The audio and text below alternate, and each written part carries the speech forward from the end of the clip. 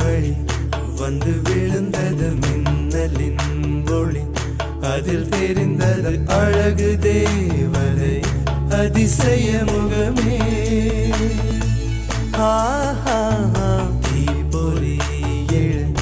இருவிழிகளும் தீக்குச்சி எனையுரசிட கோடி பூக்களாய்